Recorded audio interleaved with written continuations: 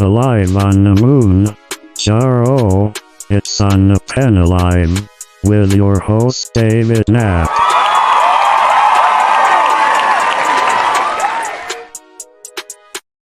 Thank you, clap, track, and happy Thursday night. Welcome to On the Pen Live. I'm Dave Knapp, man of the Mounjaro. That's why I'm here. You are on the pen, the GLP-1 pen. That's why you're here. Think Wegovy, Ozempic, Mounjaro, Saxenda, Victoza, Trulicity. Think liraglutide, semaglutide, dulaglutide, all the utides. If you are a user of the utide, you're probably on the pen, and that's probably why you're here. And we're all here to learn, to have fun, to enjoy each other. And it's been a few weeks since we have been together. It has been a wild couple of weeks in my life. I'm going to go with 6 weeks. The last 6 weeks have been like, did they even happen? How did they happen? They went so fast. And just in that time, I wasn't able to be here as often as I can, but we did some streams of some old, we'll call them classic, even though this is only our 23rd episode, but also 23 episodes of On the Pen Live. That's crazy. So it has been such a pleasure to be here with you tonight because I've missed you. And if you all have missed On the Pen Live, if you have missed each other, put it in the chat. I would love. Welcome to everybody who's joined tonight, especially the members who make this thing happen, who fund everything that goes on here. Cheryl, welcome to the stream. Sue the Dude, welcome to the stream. Melissa, welcome to the stream. Carla, welcome to the stream. Melissa, welcome to the stream. Allende, welcome to the stream. Vanessa, welcome to the stream. Donna, welcome to the stream. Abby, welcome to the stream. It is so great to have some of these names. It's like doing my heart so good to see these names popping up. It is so great to have you here. Thank you for being here on a, let's call it a wild card. Joe, hey, welcome to the stream, buddy. It's good to see you again too, Joe. Yeah, so we have great show. I mean, this show wasn't supposed to happen tonight. It is happening. I've got a surprise for you too that I think you'll all be excited about. And I think that most of you know her. If you're from TikTok, you for sure know her. But she's been around, part of the community for a while. We've got a special guest. The Jernine is on tonight to talk about Mounjaro, to answer questions. And she has got quite the following and quite the story to tell. And I'm excited to bring her on tonight. We're going to talk about what's fresh. We're going to talk about fake news. We're going to do all the things we normally do, but not before I welcome everybody once more for joining and tell you once again what a great honor it is to have you here. Cheryl, welcome to the stream. Derek, welcome to the stream. And welcome to anybody who's watching over in the Facebook world, the Twitter world, where we are also streaming. Anna, welcome to the stream. Good to have you. Appreciate having you here, Anna. Welcome. So have you missed the stream? Have you missed On the Pen? Because I tell you what, I have missed all of you. I really have. The plus sides is here. I don't know if that's Jernine over on the plus sides account or if that's Kim, but whoever it is, glad to have you here. The plus sides is a great channel to follow over here on the tube. And they've got a great podcast that you definitely want to follow if you are on the pen. So thanks for joining. Kimbo, welcome. I've missed everything. Well, let's get you caught up, Mel, because there's a lot that has happened in the world of GLP-1s. And I understand this is not a topic that's easy to tune into every single week. You know, what this is more about is the community. And I think the community piece of what we're doing here is what makes it special.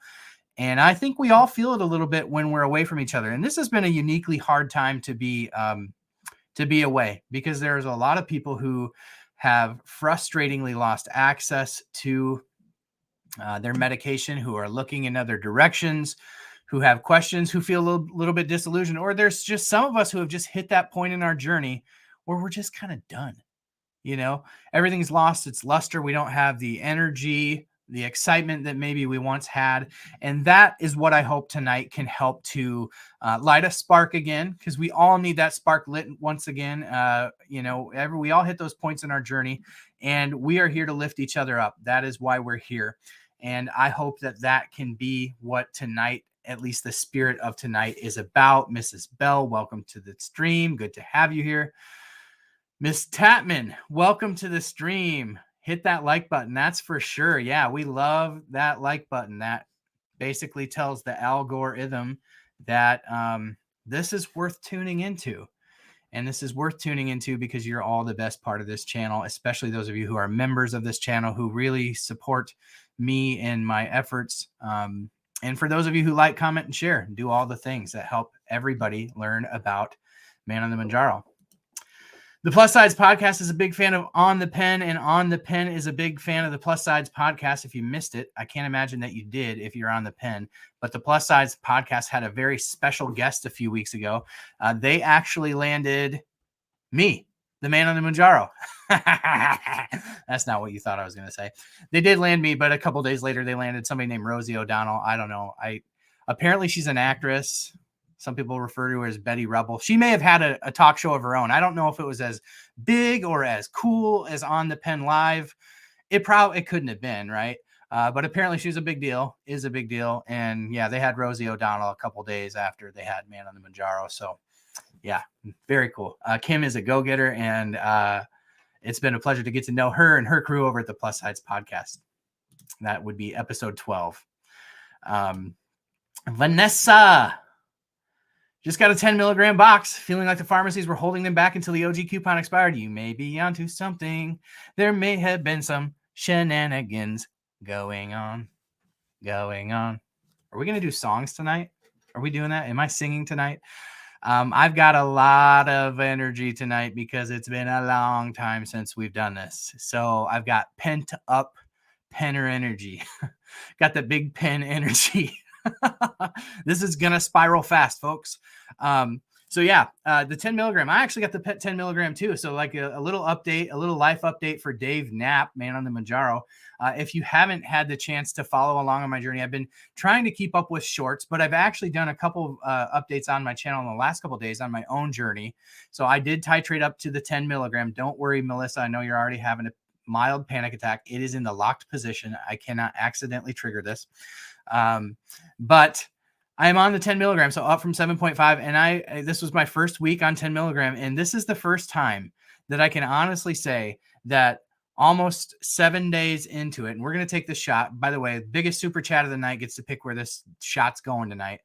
But this is the first time in a long time, maybe ever, on Mounjaro that I've actually felt the suppression the full week, which is huge. And I also had really good glucose control. I started keto again. It's a whole deal. I know you're probably as sick of me yo-yoing as I am sick of yo-yoing, but this forehead, Melissa, hey, pay up. I'll stick it right there. Just kidding. You're on 10 too, said Kim. Kim is on 10. If you follow her over on TikTok, she moved from Wegovy to Mounjaro, and she started right at 12.5, and I think she was hallucinating at one point. Is that accurate? Is it accurate to say you were hallucinating at one point? I think you may have been, but she's back on the 10. So all is well. So glad for those of you who are able to get access to your medicine. Sympathy and love to those who are not and haven't been able to. But this is all about building each other up tonight and just getting back on the saddle, getting fired up about our journeys, getting excited again about our health, getting excited again about what these medications are doing for us, and doing it most of all together. I appreciate each and every one of you. Bear with me for just 1 second. I got to do one thing. It's always helpful for me to pull up the YouTube stream of this, because any super chats or anything like that happens, I don't see them on StreamYard, and I don't want to miss anything, because then I seem like a rude jerk, and I don't think that I am a rude jerk. I actually think I'm a pretty nice guy. I am a nice guy. That might not be a humble thing to say, but I am a very nice guy. I genuinely love and care for. Holy smokes, Donna. See, Donna, that I spoke too soon. Donna, that's exactly why I turned on my stream. Thank you so much for the super chat, Donna. God bless you. You are such, and she gave me a $25 super chat earlier today. Donna, that is so kind and so generous. You are such a wonderful, wonderful supporter of this channel. And Donna, we really do need to get you on the pen live sometime. We've been communicating over email. Let's make that happen. I would love to have you on here. She said loves Dave's efforts. Thank you so much. I really, really, really, really, really appreciate that. Those gifts, I don't expect them from anybody, but they are what helps me stay encouraged. I mean, who doesn't like to be honored for their work in that way? Cheryl said last month CVS made me pay $700. Holy crap on a crutch.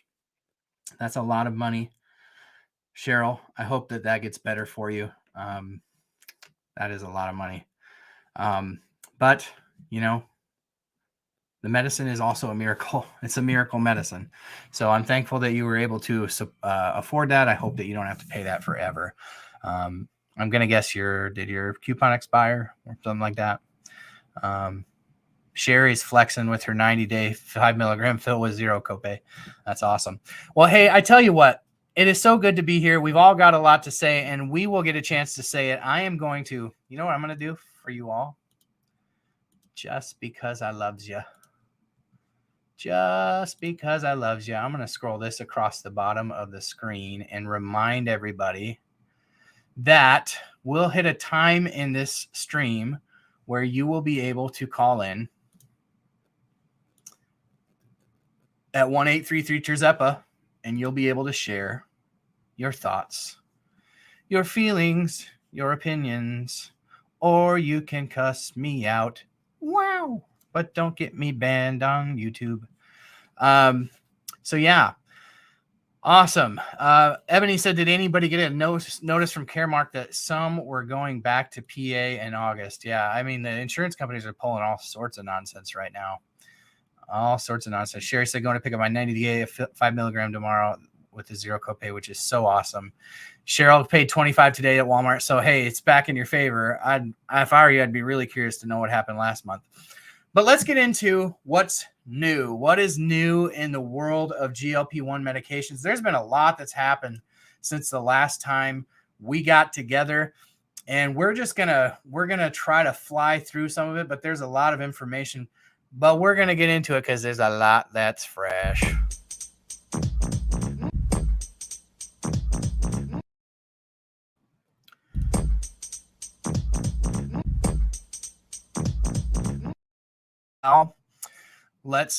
I'm not going to belabor these points because I've got videos on literally everything I'm about to talk about. And guess what, folks? They're shorts. So you don't have to watch a 15-minute video to get 2 seconds worth of information. The shorts that I put out this month were short and sweet and packed full of information. So my best advice to you is if you feel like you've missed out on the what's new in the world of GLP-1s and you want to get caught up, just go to my shorts feed and you're going to get caught up really quick. You can also go to my TikTok and get caught up there, but we're just going to fly over it. The American Diabetes Association had their annual get together and they covered all sorts of stuff. The most exciting things that were covered was the information about GLP-1 medications, right? So you might say, well, what GLP-1 medications were covered? Well, let me tell you. So we've talked about this channel. We've been talking about that on this channel for like 8 months. We've been talking about Retatrutide. We've talked about orforglipron. We have talked about these medications from Eli Lilly that are in the pipeline. And guess what? The whole internet's talking about them now. But you and I have been talking about them for a long time. So they shared some interesting information about Retatrutide. And guess what? People that were taking Retatrutide lost a lot of weight. Guess what? They lost more weight than they lose on Mounjaro per the studies, and they lost it much faster. Wow. The other thing is orforglipron, which is the oral GLP-1 from Eli Lilly. There's a couple things about orforglipron that are interesting. So the only oral GLP-1, if you're not on the pen, you're on the pill. Not that pill. You're on the GLP-1 pill. You're on Rybelsus, right? Rybelsus is the only GLP-1 pill on the market. It is a polypeptide. It is semaglutide, just like was Wegovy and Ozempic. And it's, by the way, being tested at 50 milligrams. That was covered in the Diabetic Association get together, which was very, very fascinating. That is being tested at 50 milligrams right now. 14 is the highest. And guess what? When people took 15, they tolerate 50, 50, they tolerate it really well, and they lose a lot of weight. So that will be coming down the pike. But orforglipron is an oral that is available from or right now it is a investigational drug from Eli Lilly that is in the phase 3 trials. And guess what? It's a small molecule GLP-1. So it is the first small molecule GLP-1 or first non-peptide GLP-1 that is potentially going to hit the market here. And with orforglipron, people lost a ton of weight too. And they lost it in a shorter amount of time as well. So that'll be one to watch as well. Viking Therapeutics has another Utide coming out, which is a dual acting like Mounjaro, but I believe instead of being GLP-1 and GIP like Mounjaro, it's a GLP-1 and glucagon, where Retatrutide is GLP-1, glucagon, and GIP. It's the triple acting. It's the triple agonist. That's why I spend so much time talking about Retatrutide, because it will be the king of the hill. So absolutely exciting news. So what else is new in the world of GLP-1s? That was the biggest news. Obviously, you had at the end of June, the OG savings card from Eli Lilly expired. That's obviously not new news, but actually over the last couple of days, I've gotten hit with some people who are like, all of a sudden my coupon's expired, and it wasn't supposed to be expired till December. So just one last quick point of clarification on the coupon card. Matter of fact, maybe this will be the last time I use this, and then I can send it to the depths of Hades where it belongs, is this little coupon icon that I made. But basically what happened with the coupon was that they expired it at the end of June, and this was always in the fine print, for people who did not have any insurance coverage. So if you had zero insurance coverage for Mounjaro, it ended in June. If you did have some level of insurance picking up part of the copay, then it lasts you till the end of the year. Another piece of interesting information is that with Saxenda, which a lot of people move to Saxenda, which is a GLP-1 liraglutide. It is a Novo Nordisk product, just like semaglutide is, but it was one of their OG GLP-1s that actually had a copay card as well that expired at the end of June. So they were trying to discourage more people from getting on Saxenda because so many people moved over to it. Now there's shortages in that too, and they're trying to discourage new scripts. So they said, what? We'll just whack the savings card. So again, everything that I've just covered, there's shorts on and more. So there's lots fresh since the last time we got together, but I don't want to spend all night on that. We're going to get into another favorite segment that we do here on the Pen, and that segment is called Taking Out the Trash, because you know what I do on Thursday nights? I take out the trash. And then I come on this show and I take out the fake news trash.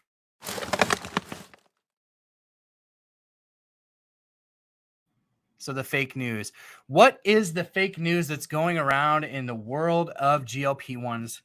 And I want to be very actually sensitive about this topic because it is a sensitive topic. So trigger warning, right? If you have little ears in the room, or if you have been impacted by somebody taking their own life, this is probably the time to tune out, because we're going to talk about that topic for just a quick minute because it's important to cover. But it is sensitive. I don't know that there's, just like cancer, I don't know that there's anybody probably on the stream who hasn't been touched in some way by suicide.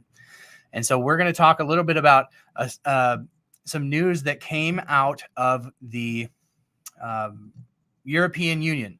So we talked about, Christine, I'm getting there, sweetheart. And thanks for the reminder also. The study, the information that came out of the EU earlier in June was that, hey, we're investigating GLP-1 medications because we're concerned about cancer, medullary thyroid cancer. There's always been a black box. So I'm getting to the suicide part, but I'm just kind of laying the groundwork for the European Union is going after these GLP-1s in a way that's not reasonable. So they're kind of creating some hype and hysteria and some fear around these GLP-1s. And I'm going to get to why I think that is. But first, I just want to lay the groundwork. So they said there's a cancer risk and we're watching it. So I think this was very calculated because GLP-1s have always come with a black box warning that there is a risk of developing thyroid cancer, ... in rats. So there's lots of studies on GLP-1s. And guess what? Rats have a GLP-1 receptor on their thyroid. People don't. And these rats in these studies are fed exorbitant amounts of these GLP-1 medications. I think in Mounjaro's case, I want to say that rats were fed 50 milligrams of Tirzepatide per day, 50. And the max human dose is 15 milligrams per week.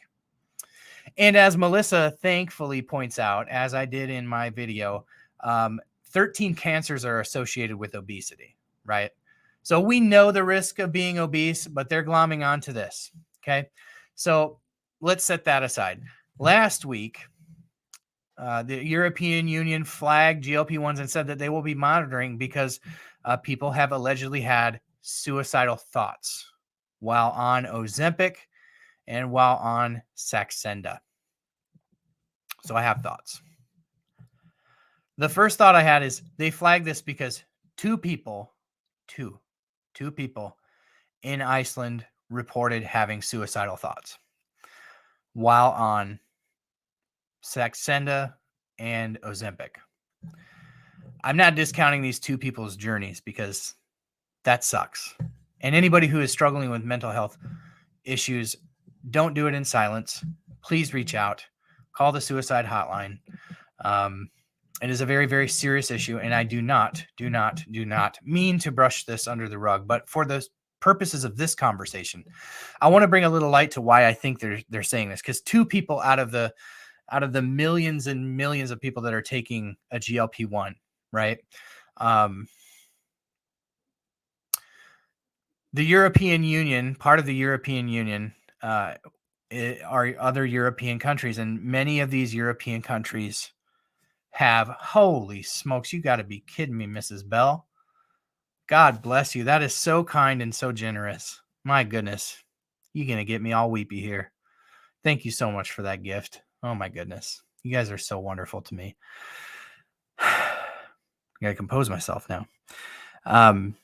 Many of these countries in the European Union are single-payer health systems.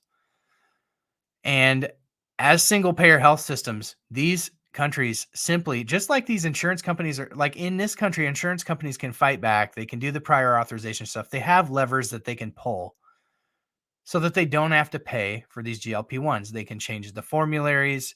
There's many of them, so the risk and the exposure is spread across many companies. In a single-payer health system, the government is the single payer. So there's no real way for them to avoid paying for these medications, but we can demonize them. And I think that's what's happening here. Just one guy's opinion. Just one guy on YouTube's opinion. So take all this stuff with a grain of salt and really learn about it, because this is two people in Iceland. Now, that said, I have had people reach out to me via private message and say, hey, quietly, I just want you to know that this has been an issue for me. And if that's you and you're listening tonight, I am in no way brushing off your issues that you're struggling with. And I definitely, my biggest ask of you is please reach out to somebody. Please talk to people, because you're not alone.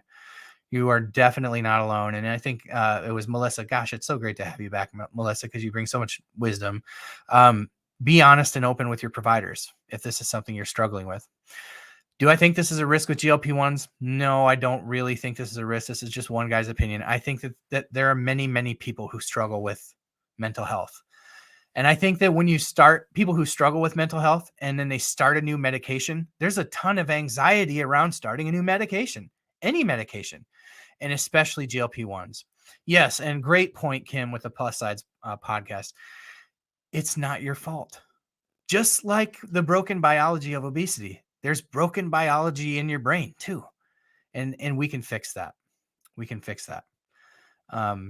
So please reach out. But as it relates to GLP-1s, I think this is a demonization of GLP-1s because these countries in the European Union don't want to foot the bill for the people that need it. And with that, I will rest my case on the fake news for the week.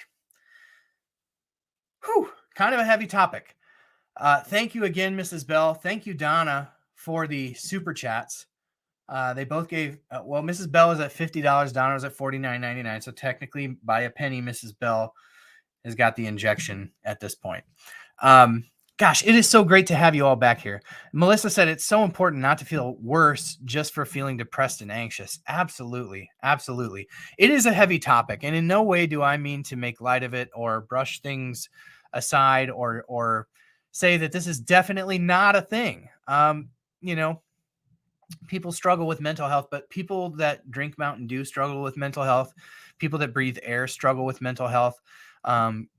Correlation is not necessarily equivalent to causation, but I think sometimes it's convenient for people to use that when they're trying to deceive and manipulate. One guy's opinion. So yes, I so appreciate having you all here. We have got such a special guest here for you all tonight, and I'm so excited. Tonight, I have invited to come on to the stream Janine Trott. And Janine has been a follower of this channel for a long, long time. And I believe that she said at one, and she'll have to correct me if I'm wrong, but I believe at one point in the comments on one of these lives, she's like, I'm going to start an account. You watch me. I'm going to do it. And she did.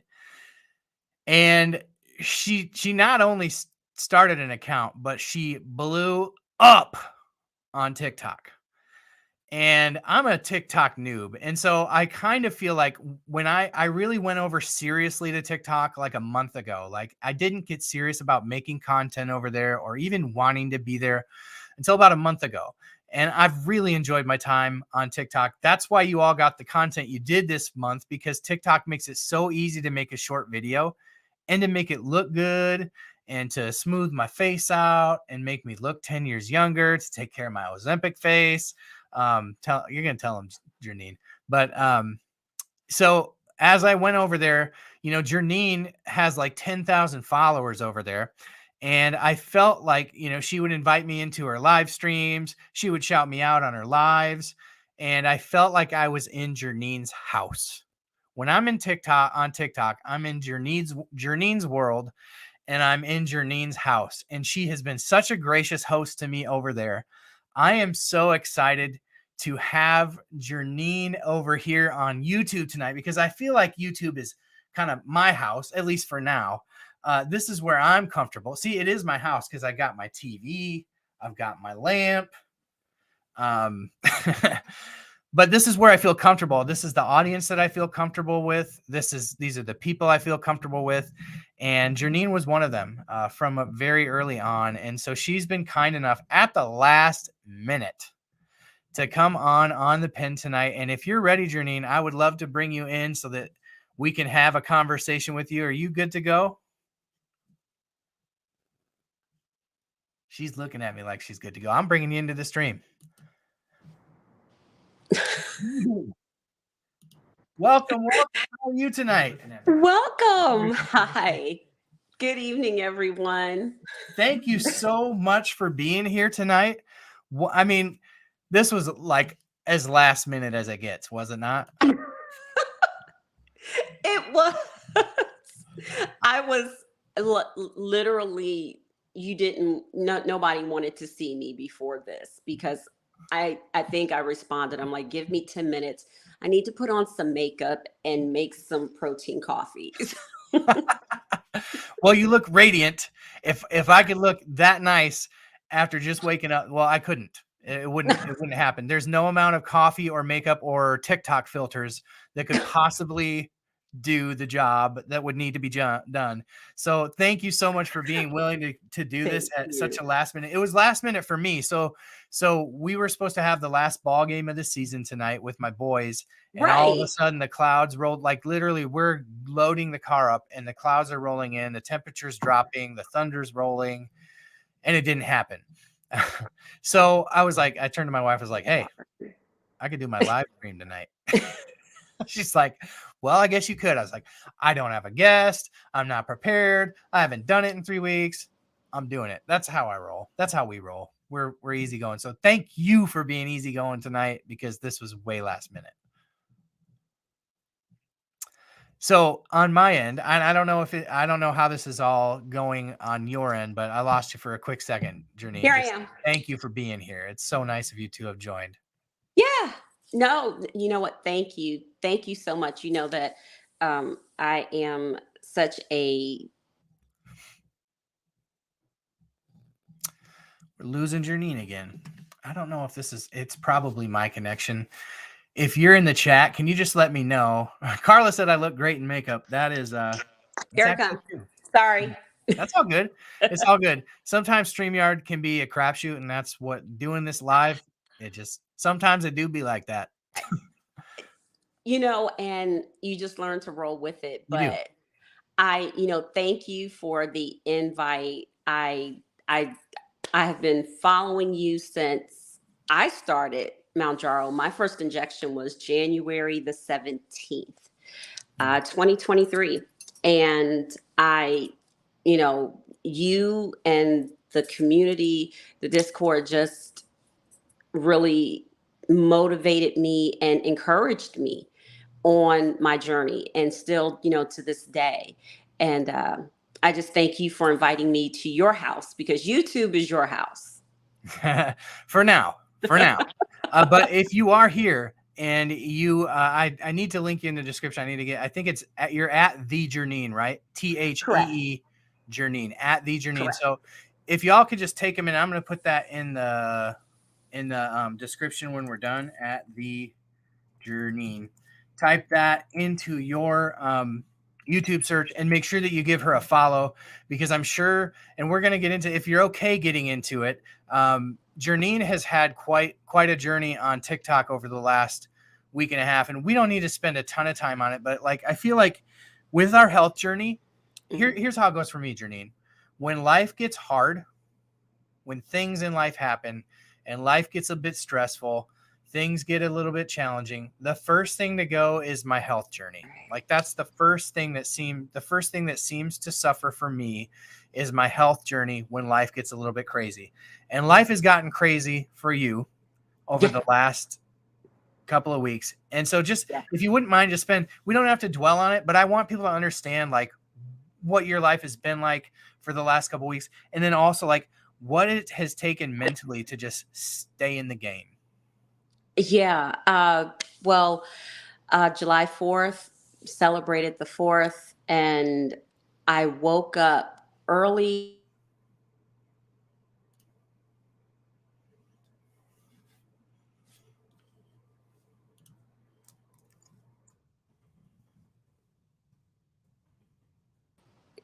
Here we go.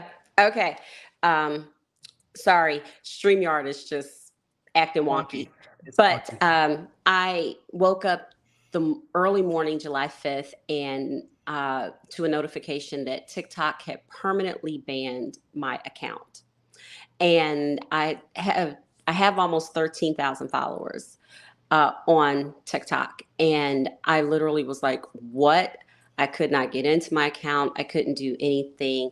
I did see one pop up where like a video was flagged, but I couldn't appeal it or anything, I guess because I was asleep. This happened to approximately 50 plus GLP-1 content creators that we know of. But there's always a silver lining. Even though it was a very traumatic experience, mentally, I was like, oh my gosh, I just felt so defeated because, one, I was concerned about the community because we really rely on each other. because GLP-1s get so much flack in the quote unquote real world. So we, woke up to that, and immediately the banned content creators banded together. And I have never been so proud to be a part of a community as I am today. And we banded together, put our resources together, cried, we vented, and now accounts are being restored. Not yours yet, right? No, not mine, but I have had some promising news today. So hopefully by tomorrow, if not at the latest by Monday, my account will be restored. TikTok. What is just real quick, Janine? Mhm. What is the handle of the band account? We don't have one on TikTok. It is offline. But yeah, but what, for people who may be watching this in a week on the replay, what Mhm. is it? When you get it back, your old handle. Oh, sorry. My account is at the Jernine, TheeJernine. And yeah, so we've got promising news. 4 people had their accounts restored as of this morning. So little by little, every day accounts are being restored. Some of the alleged violations were nudity, the use Nonsense, of right? the use of illegal drugs, which these are prescription medications, Right. unhealthy body image, and just promoting. So we're cutting out a little bit, but I think what Janine's getting at is all the things that these TikTok creators were banned for were all things that were just absurd, right? So obviously Janine doesn't have any content about using illegal drugs or anything inappropriate in any way. Actually, she gives her time. A lot of her, let me tell you, my phone will be going off at work and it's like Janine's live. I'm like, should I do work or should I can do work and listen to Janine. But she gives so much of her time, and she answers, like I told her the other day, I was like, Janine, you answer the same questions every day over and over and over, but she's so committed to helping people. And I mean, she gives so much of her time. And when you give so much of your time, you should be rewarded with followers, right? She had 13,000 followers over on TikTok, and it just overnight, the TikTok powers that be just decided that's not going to exist anymore, and they just took it right away from her. So what is it taken for you, Jernine, to stay in the game headwise as it relates to your health? Or has it slipped? It would have for me. How's that been for you? Tough is probably an understatement. It's just been a peak and valley of emotions, because it's not just the work you put into it, but the useful content that you produce. And I believe the creators that were banned, including myself, do research before you put any information out there, because we're responsible, and I feel a sense of responsibility to put truth out there and not just information for likes and for clicks. This is more than just building a social media following. This is truly a community that has banded together, and it's not just the band creators, but anyone that's on a GLP-1, especially on Mounjaro, because Mounjaro has just been on the market a little over a year.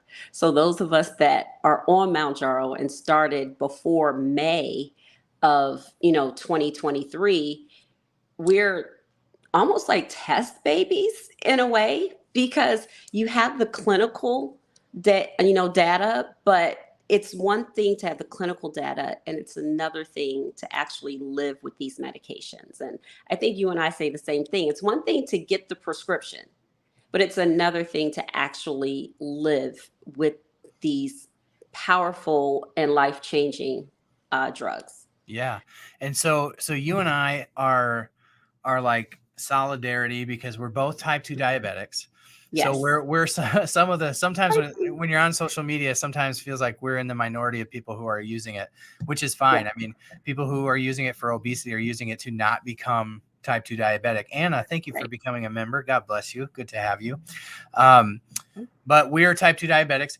And so you've, as Kim pointed out here, you are an advocate for obesity and type 2 diabetes, but also you suffer from an autoimmune disease called is it Sjogren's? Is that how it's? Yes, correct. Okay, Yeah. can you tell us a little bit about that and tell us how Mounjaro is helping you with that? Because I'm sure they've heard people like me who are diabetic, and obviously most people who are on it are obese. How's it helped you with your autoimmune disease? Yeah. So I was diagnosed with Sjogren's about 15 years ago. I had never heard of it. I didn't know. I was, just starting my career as a flight attendant. And as the schedule is very inconsistent and you have to be extremely flexible with your time. So I knew something was wrong because my body would just ache. My muscles, my joints would ache, literally ache. And I could not get out of the bed. And I didn't understand what was going on. So I was referred to a rheumatologist who ran plenty of, lab work, and they thought I had lupus at first. But now, but then they saw that it was Sjogren's syndrome. So it's pretty much an autoimmune disease where my white blood cells kind of attack the good cells in my body. So my body is attacking itself, and especially the, parts of my body that make like moisture, like my eyes, your, throat. I get a lot of cotton mouth on top of the cotton mouth that you get on GLP-1 medications too. So, I really just have to, those of us that have Sjogren's, we have to pace ourselves and make sure that we don't overextend ourselves. If we do, we feel it. And I used to, if I had an episode, I would literally be in the bed for about 3 to 4 days, or be in the house, because my body just ached so bad and nothing helped with the pain. And once I How long did you have to deal with that, Janine? Usually an episode pre-Mounjaro would last about 3 to 4 days. But I mean, like, how many years did you have to deal with like that those flare-ups? You know what? When I look back at it now, I see I dealt with it probably for about 5 years, but it was always there. It just had not surfaced yet. So you were functioning just almost like I was before I was diagnosed diabetic, where I would get so sleepy every time my sugar spiked and I thought I had cancer, or I thought like maybe this is what it's like to get old, or so you just was like, this is normal probably. And then it got to another level. Yeah. And I thought, but are you saying that because I was aging? Yeah. I think that's kind of like, we all kind of feel that way. So then once you got on Mounjaro, hey, BJ's in the house. Welcome, BJ. If you're not part of BJ Davis's Discord, davisdiscord.com, where the best conversations about GLP-1 medications happen on the internet. Once you took Mounjaro, these episodes kind of went away? They decreased significantly. So like pseudo nerdy question. I assume you've had labs drawn since you started Mounjaro? Oh yes. Are your inflammation markers down then, or what are the markers? Are you showing sort of remission in your biomarkers? Well, even in biomarkers, my inflammation has decreased. But it's not going down maybe as fast as I would like it to. But my doctor is very pleased with that. Um, on top of the Sjogren's, there's, the type 2 diabetes, which, as we all know, type 2 diabetics lose weight slower. So Mounjaro is working on the inflammation, and I don't know how it's happening, but I've only had 2 episodes this year. Wow. And uh and each episode maybe lasted a day to a day and a half. So it's cut my quote unquote recovery time in less in actually over half the time. Wow. And I get so many people in my TikTok lives who see, because I purposely say what my comorbidities are at the top, and they're literally like, "Oh, wait a minute, you have Sjogren's?" I'm like, "Yeah." They're like, "I'm just diagnosed. Is Mounjaro really helping?" Because it can be a really painful um, disease. Well, it sounds to me like it's also one that could probably go undiagnosed, and I'm going to say most people that have it, because it doesn't Oh sound yeah, like, I mean, it sounds like the effects of it are unique, right? yeah, But like they say, very, you to a rheumatologist first, right? So yeah, hard yeah. to identify and maybe pinpoint down. So there's probably a lot of people that are struggling with it that don't understand that they have it. So you're Mhm. able to share with them the way that it's kind of helped them. And would you say that you deal with a lot of people, or just a handful, or that Uh, also have it? Or I it's actually been an increase. There's been about a 30% increase in Sjogren's syndrome diagnosis since from the beginning of the year until wow, now. Yeah. you think it has something to So, do with COVID? I actually asked my rheumatologist, and he said, you know, we we won't know all of the fallout from COVID for Right, years. He right, said, but he would not be surprised. But he just said that you're kind of born with it, and it lies dormant. And so many times, people think it may be lupus. That's why it's so important to go interesting. to a rheumatologist and see and to get the lab work done and the proper diagnosis. And as type 2 diabetics, we get lab work done every 3 months anyway, Right, right, just to check our numbers. right. Kim wants to know if there's a specific marker that identifies it. Uh, right. Well, you know what? There is, and I Donna can't said really Donna's a say nurse the name. practitioner, and she says Hey, yes. Donna. Yes, Um, yeah. There. so Donna, if you wouldn't mind sharing in the chat what that is, and she might have been saying yes to somebody else, but if you wouldn't mind sharing, that's why it's always great to have the have I know, right? doctors and nurse practitioners in the house.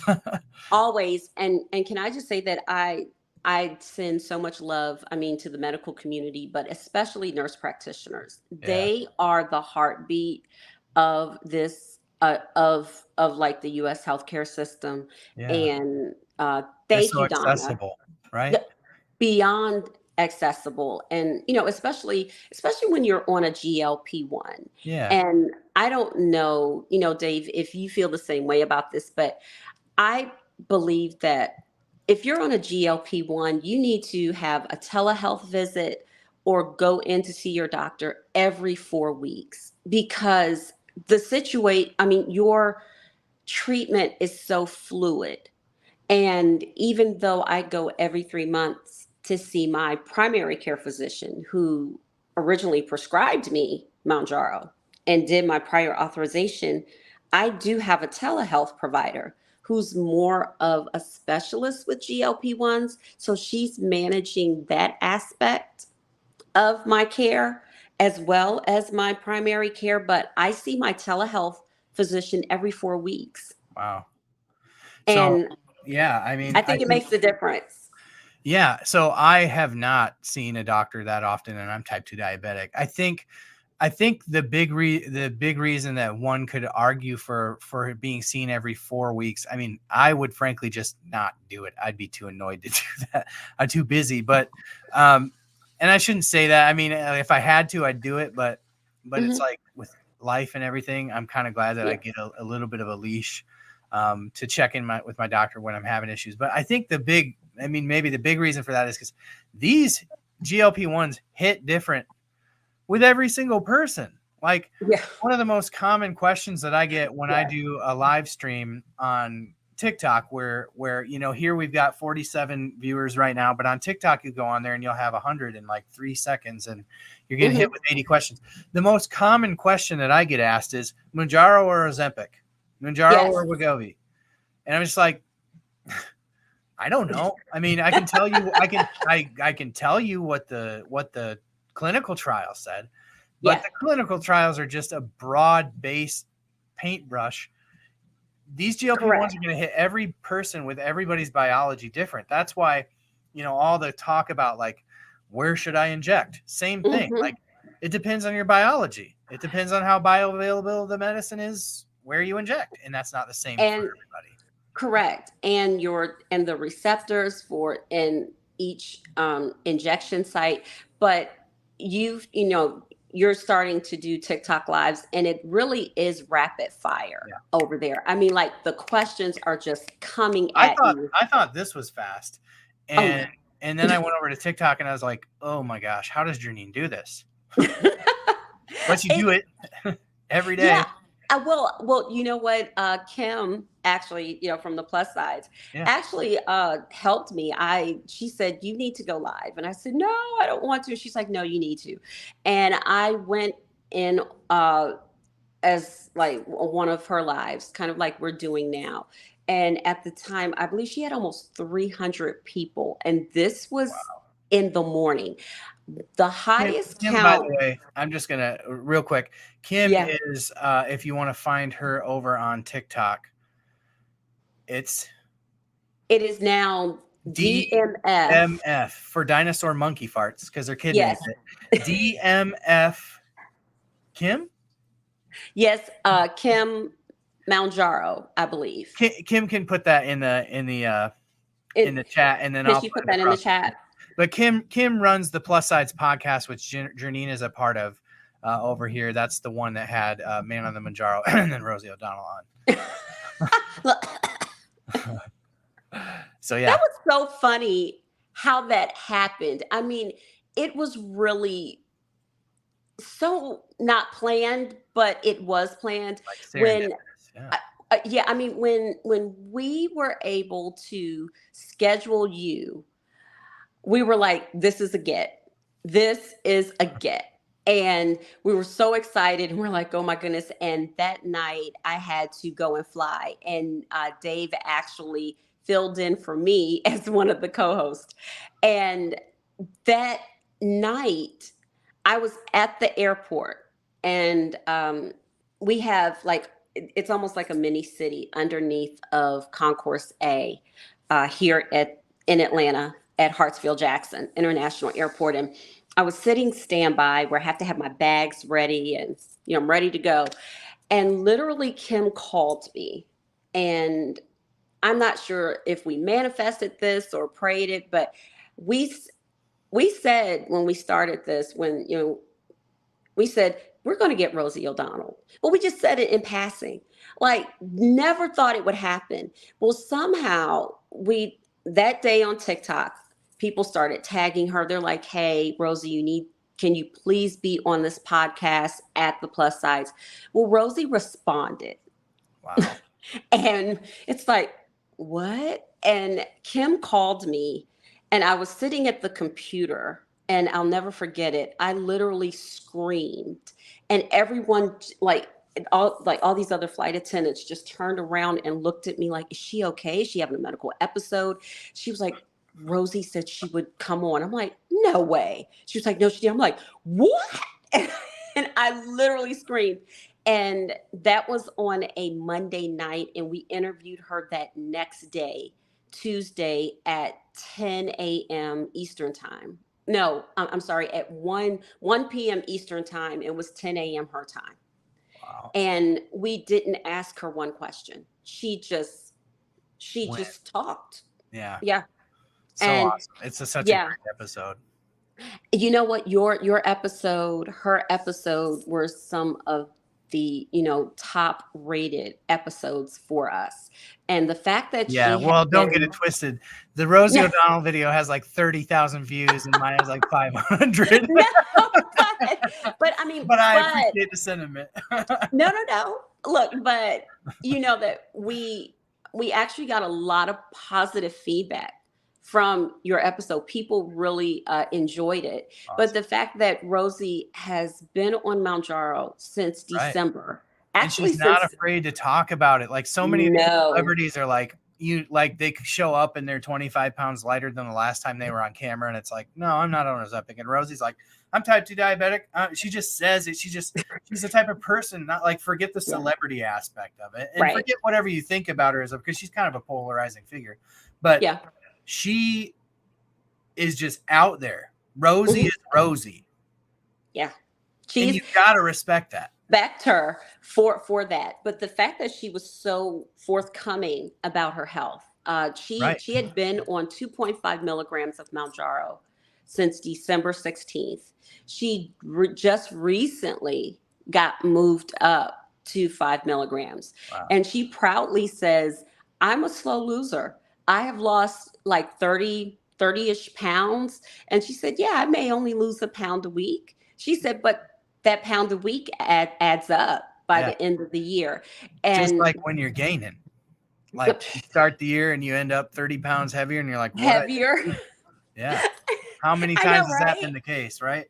Yes, but it was just such, I mean, for her, and even for her to say that she asked her agent to contact Eli Lilly to become, she was like, "I will become the spokesperson for Mounjaro for free." She didn't even want, she doesn't even want a fee. She just wants it accessible to people because once you experience Mounjaro, I don't believe that you can go back. Oh, and you just feel for the people who are having to get off of it.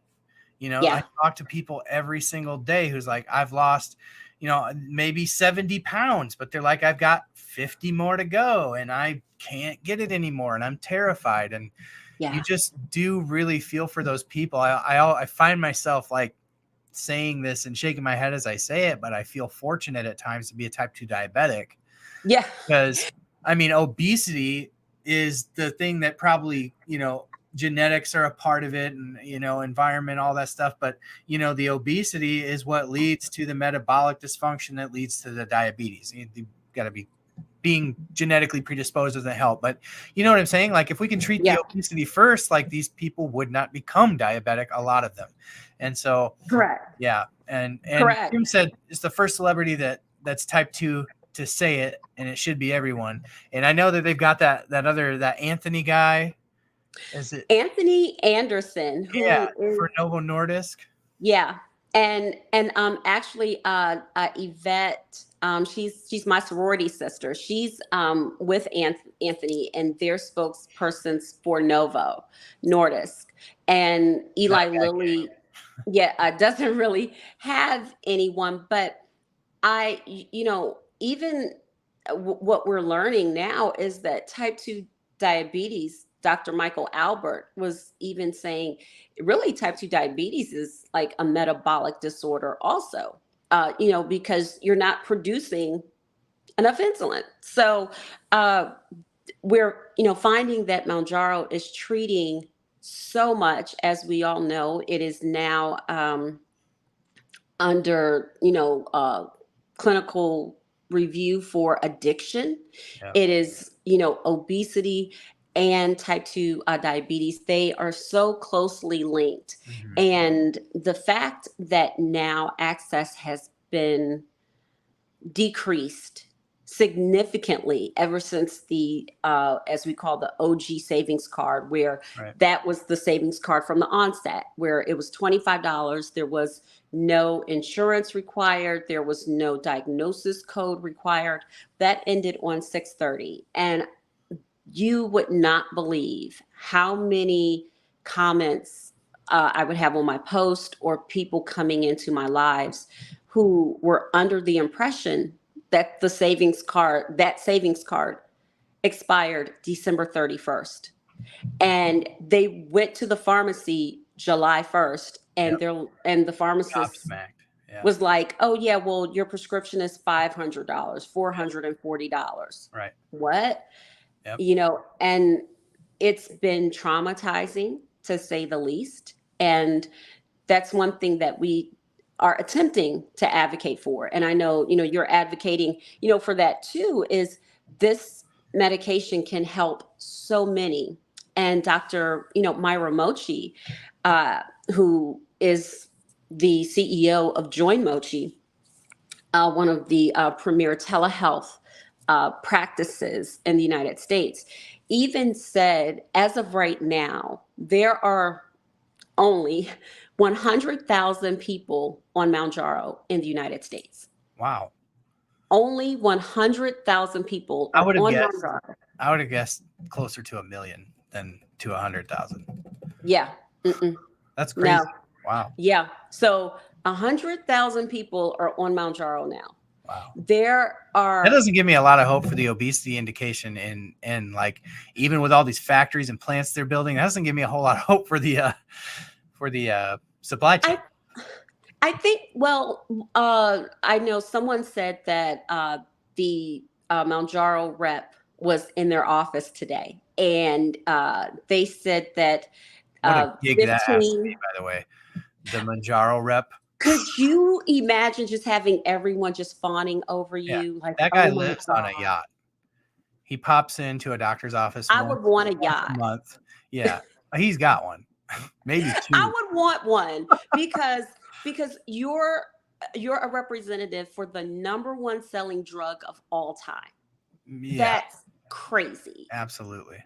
That's absolutely crazy. So if only 100,000 people are on Mounjaro right now, right, just imagine once it gets the weight management, weight loss indication, which I do believe that it will receive. Oh yeah. But just imagine how many more people can be treated. But here's the little sticky point, is how many insurance plans will cover weight loss medications. My insurance plan does not cover weight loss medications. Wegovy was on our formulary last year and not this year. And then also you have to think about, and I'm not sure if you thought about this, Dave, for those that were on Mounjaro, savings card ended, and you know that you have to have a BMI of 30. Right. So if you lost 70 pounds and your BMI is now 27 or 28. You're not getting on it for maintenance. Exactly. Right. I didn't think about that. That's an excellent point. Yeah. So that sucks. So wait till you gain your weight back. Pretty much to meet the BMI requirement. Maybe, I think if insurance companies are wise, right? Insurance companies do understand the burden of insuring somebody who's obese in the long term, right? So hopefully, if they're smart, this is a pipe dream, but I'm a positive thinker. Manifest it, right? Look, you know what? If they're smart, it does make financial sense to let that person get to goal and to maintenance, because maintaining over the long term, especially if they can maintain with something like liraglutide, which, maybe you don't need maintenance with 2.5, 10 milligrams of Mounjaro. Maybe you can maintain with a daily injection of liraglutide, which will be generic. It's already off patent. So hopefully within the next year, there's a liraglutide available in a generic injection. And maybe you can maintenance with that. But my hope would be that insurance would look at it that way, because like earlier in the stream, Melissa pointed out, it's like 13 different types of cancers associated with obesity, and cancer is an Yeah. expensive illness to treat. Real quick, I'll let you jump in here in just a second, but I want to thank Joe for the $50 and Yes. 1 penny super chat. Hey, Joe. Joe, that is so generous. Thank you so much, Joe. Oh my gosh. Hey, Joe. He said he kind of likes auctions. So I always auction You off where this is going to do. be injected. Yeah. Look, yeah. So Joe's got it. Is this your injection night? You know what? This is, I usually inject on Fridays, but because I'm working Friday and Saturday, I don't inject the days that I have to fly. Tonight is my injection night. Oh man, we should do it together. We should do it together. We should do it together. So I have my 7.5 here, but can I just say one thing that we've learned, and I love that you're so positive about the whole insurance thing, but let me just bring some reality into it. So what we've learned is that insurance companies, because of the cost of GLP-1s, because they are still expensive. Crazy. Yes, beyond expensive. What many insurance plans their train of thought is that, well, you know what? We'll do wellness programs so we don't have to pay for GLP-1s, because even though logically it makes sense to put a person on a GLP-1 and put them on maintenance, correct? Well, when you look at it from a dollar and cent standpoint from the insurance company, they're looking at like, well, you know what? If we can just kind of hold them off a little bit, and because we know that most people in this day and age only stay with the company for 3 years, we don't have to pay for that GLP-1. We'll just kick the can down the road and have the next insurance plan pay for it. Yeah. So that's what we're finding out, that many of the doctors that have been on as guests of the podcast have said that they're just kicking the can down the road, because especially for Wegovy, they're usually for Wegovy, even if you need a prior authorization for Wegovy or for Saxenda, it's only for 3 to 6 months. Right. After that, I've had 3 PAs for Mounjaro. I've been on since November as a type 2 diabetic, and I've had 3 PAs for Mounjaro. That's crazy. Yeah. And some people have to have a PA for each dose. Yeah. Crazy. As opposed to like me, it is. I did not become diabetic. You know what I'm saying? Like once you get your first PA, it's not like you become undiabetic. I get what you're saying. I really do. And I kicking insurance companies kicking the can down the road and preferring to pay for something, basically dangling a carrot saying, hey, we'll pay for your gym membership, or we'll pay for your Weight Watchers prescription, or whatever. Like, hey, we're doing something. I do understand that.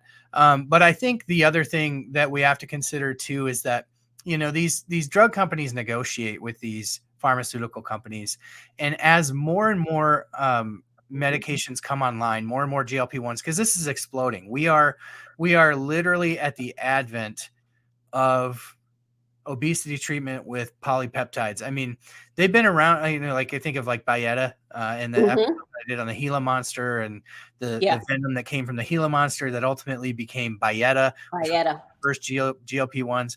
They've been around, but they haven't been perfected, and they're being perfected right now. So you look at even Eli Lilly will have 2 medications on the market within the next 2 years that'll compete directly with Mounjaro. And that's just Eli Lilly with their own products.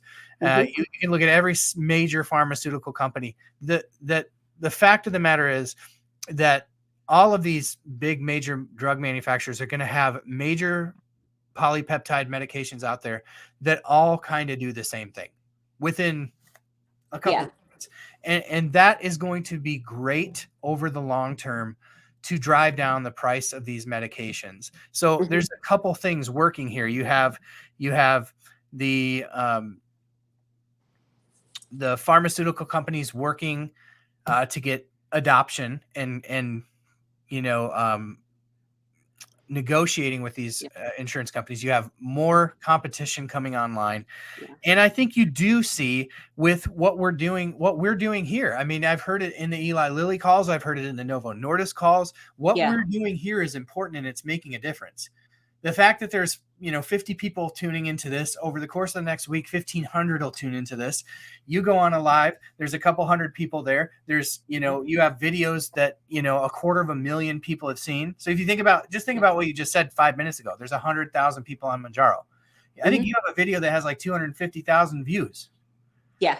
I mean, so like as this blows up and becomes bigger and bigger, I think that I'm optimistic that right now what we're experiencing is the worst of it, in that it will get better. I do think that insurance companies gonna insurance company, big pharma gonna big pharma. Like we're in a system that's frustrating, right? But they're going to do what they're going to do. The only thing is, what I will say is that, and Dr. Michael Albert said this, and I think he said it the best way possible, is that in terms of GLP-1s, the train has left the station. And as in the words of my grandmother, you can't unring a bell. The bell has already been rung. So it's now to the point, because this is the time of year. This is the time that your employers are negotiating with the pharmacy benefits managers and with the drug manufacturers. This is the time to advocate for yourself, to advocate for your employee group, and not just to say, oh, we want these medications, but you can cite case studies from Lancet that is a reputable publication, and also email and call your benefits managers and let them know how this medication has changed your life and how it would benefit the company to have it covered. So this is the time to do it, because they're going to be signing contracts between now and the end of August for open enrollment in November. Right. Something that we've talked about often on this channel, going back to even the beginning of the year. I think of having Michelle Hess on, and we did a whole episode on how to talk, who to have those conversations within your company, how to have those conversations effectively, because they should have been going on for the last 6 months, because those decisions are being made, and then things are getting signed now, and then they're going to be given to you on January 1. Well, I mean, towards the end of the year, and then, it'll be your insurance January 1. So definitely a great point to make. I think, the future is bright for accessibility. I think, one of the things that I've kind of gotten into over the last couple of weeks in conversations and in some of the videos that I've done is that the system, we can be frustrated with the systems, right? We can be frustrated with the insurance companies. We can be frustrated with big pharma, but my personal position is big pharma is not the enemy here. The system really isn't the enemy ultimately either, because the system is what gave us these medications in the first place. Where the real work has to go back to the beginning of the stream when I was talking about the EU. What are they doing? They're fear mongering, saying you're going to get cancer from a GLP-1. You're going to get suicidal if you take a GLP-1. That's fear mongering, so that people are scared to take it. Right. And I think that's the next move, is just fear mongering. And I think the biggest thing that we can do here is just continue to advocate, continue to fight for ourselves, and to arm ourselves with information like you just gave. Like, we need to be advocating with our employers to add the obesity indications or obesity coverage to our formularies, and to make sure that they hold pat. Because here's another aspect of that, Janine, too, is like, if you go back a year on my insurance company, when they were deciding the insurance for this year that I have, I wasn't on a $1,200 a month medication. This year I am. So when they're sitting down with them now, they could be advocating to, hey, all of a sudden, your policy cost us this much more because you got employees taking expensive medications. Here's what we can cut to make it cheaper. So those are other reasons, not just to add, but even just to stay at par, because insurance companies going to insurance companies, big pharma is going to big pharma, employer is going to employer, and like Sue said, Dave's got a Dave. Yes, Dave. Look, Dave is always going to Dave. But here's the thing: employers are now starting to see, and I don't believe they've even seen the full effect of it, of where people are now who have been on Mounjaro or have been on another GLP-1, where now they're asking in the interview process, do you cover GLP-1s? People are asking because now that's part of their decision on whether they want to come and work for that company. So it would behoove companies to cover these. Yes. Probably policy premiums are going to increase for next year. I wouldn't be surprised by it. And would I understand it? Yes, because getting a 90-day prescription for my 7.5 was over $3,000. I paid $25 because I'm a type 2. And, who would have ever thunk that we're like, oh, well, I'm kind of glad I'm a type 2. But it's a, lifelong disease that you pay more for insurance and, things like that. And it affects every organ of your body, just as obesity. So now obesity has come to the forefront. Metabolic disorders are now coming to the forefront because as you're here on YouTube and TikTok and all other social media channels, if we continue to educate and to advocate, that's why we're getting so many questions of, well, what's the difference between Mounjaro and Ozempic? Well, what are the side effects? Because people are thirsty for knowledge. They're thirsty for this information because they're seeing the real-time transformations. And I always say, and you say it too, it's not just about the weight. I always say Mounjaro and GLP-1 medications heal us from the inside out. Your body is undergoing so many positive changes, including metabolic, changes. And it's helping your body to function properly. Weight loss is a side effect of it. And the weight loss will come. By all means, I will take the weight loss every day. But the fact that our bodies are beginning to function properly is the true win. And that's just educating one person at a time. And you do that here. You do that in your lives on, TikTok. And people are just starting to ask questions. I just hope, my hope is that GLP-1s will stop being villainized, that the medical community will not, and it's not all of them, but they're, human too, that there won't be a bias against, GLP-1s of, oh, well, once you stop taking it, you're going to gain the weight back. Well, most of us are probably going to be on it for the rest of our lives. You know why? Because it was meant to be taken long term. Yeah. And I think when you say, the last point that you made right before taking them long term was, what were you saying? What did I say? About the healing us from the inside out. Yeah. I lost my train of thought because I do want to go back and answer Sue's question because he's asking about, I know what it was. Oh, hey, Sue. It dovetails on Sue's question. Sue, the dude, is asking about compounds and will compounds be available? And you had mentioned that you thought that your hope is that they stop being villainized. I would say that's where I'm less optimistic. That's what I expect. And that's kind of something that I've been trying to prepare for people for on this channel, on these lives.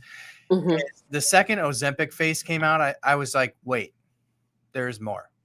Because that's what they're going to do. There's just so many conflicts of interest in big media, big tech, big everything, where the second that there's something that goes against the narrative or something that's not helpful for the powers that be, it gets shut down or they scare people, which is what's going on in Europe right now. they're scaring people out of taking these because they don't want to be like, hey, our system doesn't have enough money to cover these medications for the people that need them. They don't want to say that, just like insurance companies don't want to say the same thing. But that's what it comes down to. All of a sudden, insurance companies have people on a $1,200 drug where they used to be on metformin that costs like $5 a month. Now they're on $1,200 a month. And what they don't want to say is, we don't have the money to cover it. So what do? Oh, we're going to have prior authorizations. Oh, we're going to dig into your medical records. Oh, we're going to do everything we can to scratch and claw back at that money that we've lost. And so that's where I feel like sometimes it's a dual pronged approach. So they're going to do those things, but they're also going to attack these in the media. They're going to be attacked, in some way, where it's advantageous. Yeah. But a lot of the media is now, like, the tide is turning in terms of that.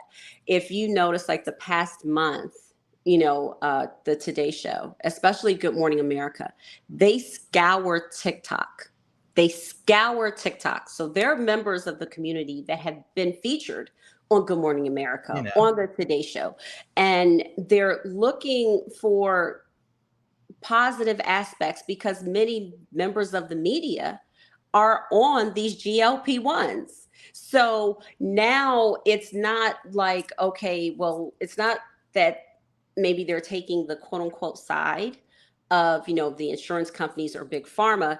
The messaging now is this drug class is treating more than type 2 diabetes. And I will give Good Morning America kudos for doing an entire series on GLP-1s. And it was actually very well done.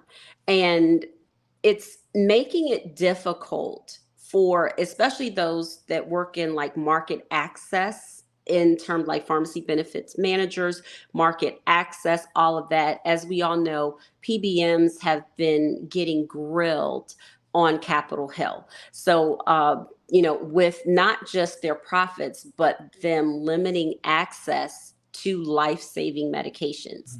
And many people, especially for Mounjaro, feel that this is a life-saving medication. So what's interesting is they can sit up there and grill them all day. We're going to get political, and then we can probably shut it down because I don't want to take too much more of your night. But like, they can sit up there and they can grill these people on Capitol Hill, but then they can't pass TROA for 5 years.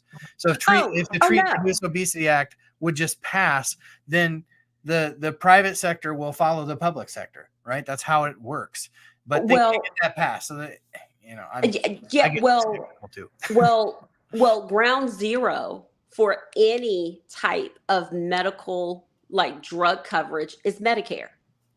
Ground zero is Medicare. Right. Once you get Medicare to cover GLP-1s, which some plans do cover it, that's when you'll start to see the tide change. So that's why many medical professionals are keeping such a keen eye on Medicare. Once Medicare starts to cover it, which means the government is paying, usually the private sector will follow. So I think it'll be interesting. That bill, for anybody who's keeping track, I want to say that bill has been up there since 2019.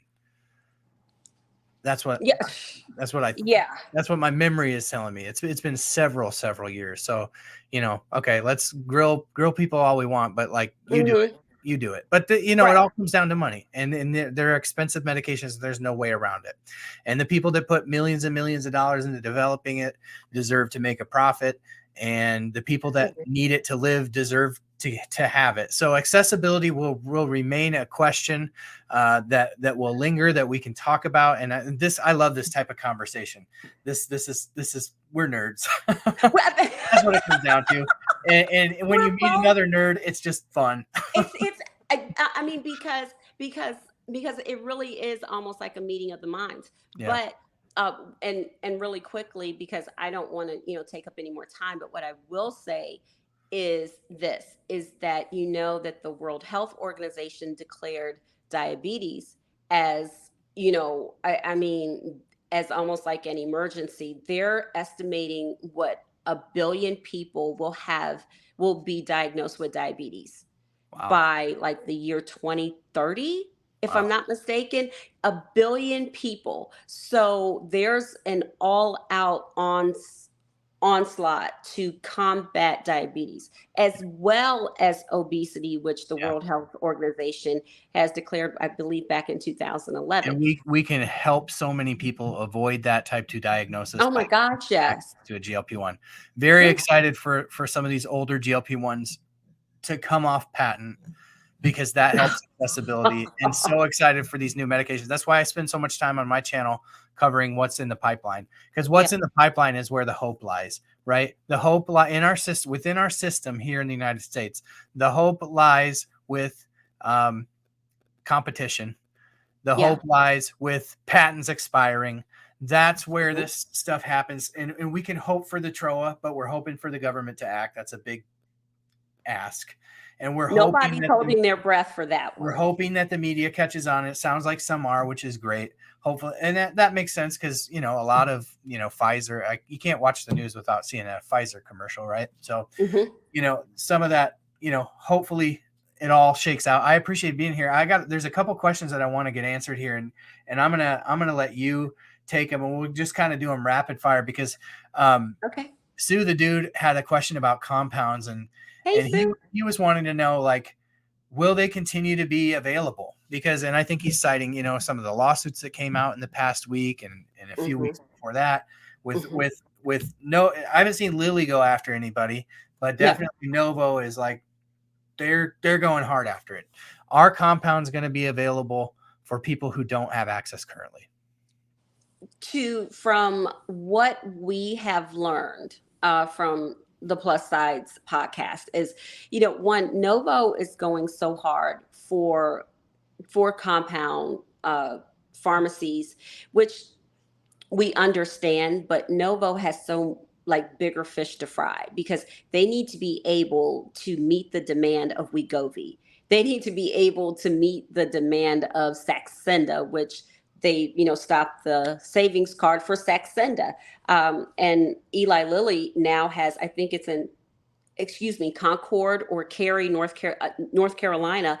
That manufacturing plant is almost complete. Yep. So they're going to be ramping up production of Mounjaro like crazy. So Lilly is in like prime position. Right. But in terms of compounds, because there is a shortage on Tirzepatide, Mounjaro, there is a shortage on semaglutide, semaglutide, Wegovy, Ozempic.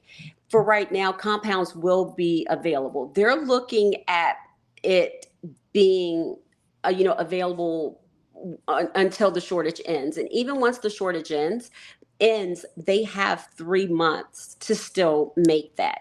Now, that's why it's so critical right now about market access, pharmacy benefits managers, and us advocating for these GLP-1s to be covered, and not just to be covered, but to be affordably covered on insurance formularies, because you're going to have, Retatrutide, Retatrutide coming. You've got orgoglipron, all of that in the pipeline. Yep. But compound pharmacies are, and Iveme Health, love Iveme. Yes, until the shortage ends, compounds are available to help keep the supply chain in balance. So we're looking at least until December, because even though Novo is saying that the shortage for Wegovy is going to end in September, we really know that means, October, maybe beginning November. Yep.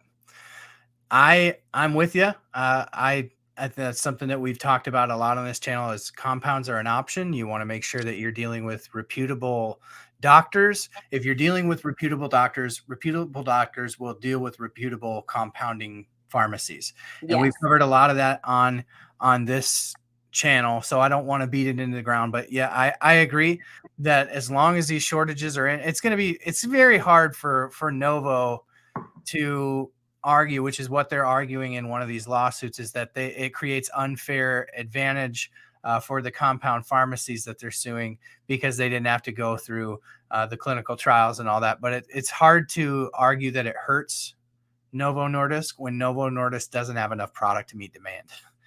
And that's what we've been saying from the onset is like Novo. And especially if you really look into the lawsuit, it's very, very detailed. And at first people thought, oh, they're just concerned about the name. Now, does Novo maybe have a bona fide case in terms of, many businesses saying, oh, well, we've got Wegovy. And I think nah. the two different lawsuits, the one that came out several weeks ago is very different than the one that dropped this Correct. past week. They were arguing trademarks there. They're like, you're using Ozempic and saying that you're selling a version of Ozempic. You can't do that. This other one's different because they're saying you are selling a non-FDA approved version of semaglutide.